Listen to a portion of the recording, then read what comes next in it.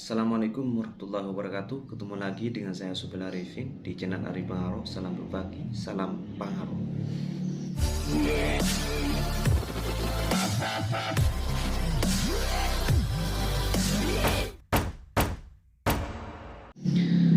Teman-teman, di video kali ini saya akan membahas masalah syarat sahnya perjanjian.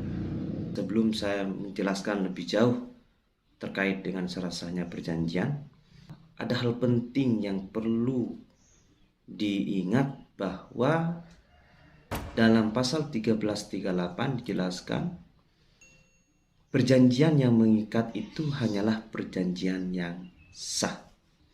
Sekali lagi, perjanjian yang mengikat hanyalah perjanjian yang sah. Ya. Oleh karenanya, penting kiranya untuk mengetahui masalah syarat sahnya perjanjian.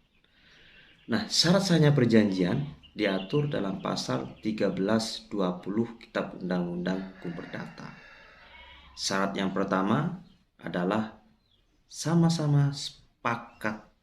Jadi para pihak harus sama-sama sepakat. Sama-sama sepakat artinya adalah para pihak itu harus menyamakan kehendak. Ya. Kehendak si A dan si B, misalkan si A dan si B melakukan perjanjian, maka kehendaknya si B, kehendaknya si A harus disatukan, harus menyatu, harus harmoni. Jadi sepakat itu sebenarnya mengharmonisasikan kehendak masing-masing menjadi satu kesatuan dalam sebuah perjanjian. Ya, sehingga dalam perjanjian tersebut tidak ada yang namanya duang, tidak ada yang namanya paksaan. Kemudian tidak ada yang namanya bedroh, tidak ada yang namanya penipuan. Ya, tidak ada tipu muslihat di dalamnya. Para pihak yang melakukan perjanjian tersebut tidak merasa terpaksa dan tidak merasa dipaksa. Jadi itu syarat sahnya perjanjian yang pertama. Kemudian syarat sahnya perjanjian yang kedua yaitu cakap. Ya, jadi para pihak yang melakukan perjanjian itu harus cakap.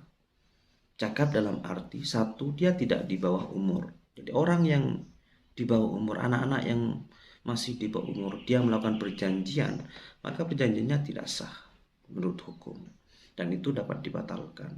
Karena memang unsur-unsur dari syarat sahnya perjanjian itu yang diantaranya adalah tidak di bawah umur. Cakap dalam arti tidak di bawah umur. Kemudian cakap dalam arti tidak di bawah pengampuan. Para pihak tidak berada dalam pengampuan orang lain. Orang gila itu tidak bisa melakukan perjanjian. Orang yang tidak sehat akal itu juga tidak bisa melakukan perjanjian. Kalau dia melakukan perjanjian, maka perjanjiannya batal. Kemudian syarat sahnya perjanjian yang ketiga adalah oleh suatu hal tertentu. Artinya objeknya harus jelas. Ya. Objeknya harus jelas. Kalau misalkan orang melakukan sewa menyewa tanah, maka tanahnya itu disebutkan dalam perjanjiannya, itu harus disebutkan dengan jelas. Tanah di mana, ukurannya berapa, nomor kuhirnya berapa, persilnya berapa, kemudian batas-batasnya di mana.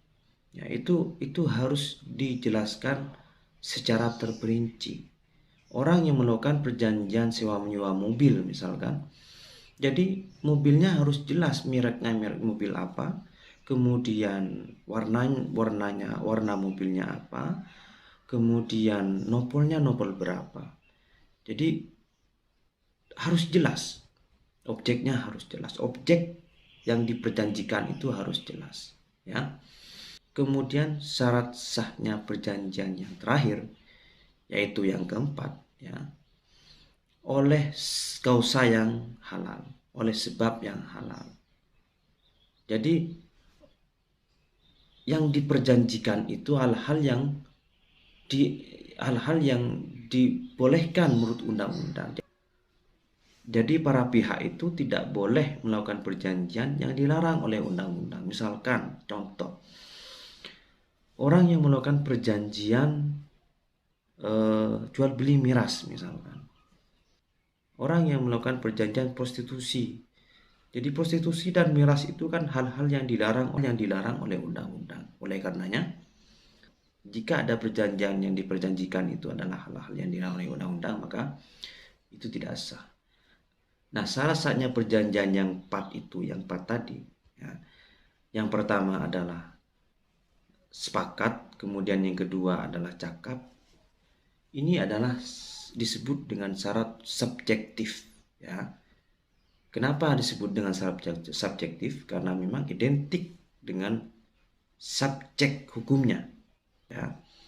Nah, objeknya harus jelas oleh suatu hal tertentu dan oleh sebab yang halal atau oleh kausa yang halal, itu disebut dengan syarat objektif, ya.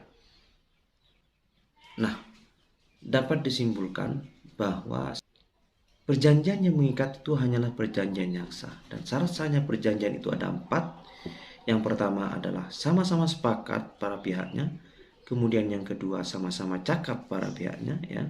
Yang ketiga objeknya harus jelas, yang keempat yang diperjanjikan itu harus sebab yang halal. Ya, hanya itu yang dapat saya sampaikan.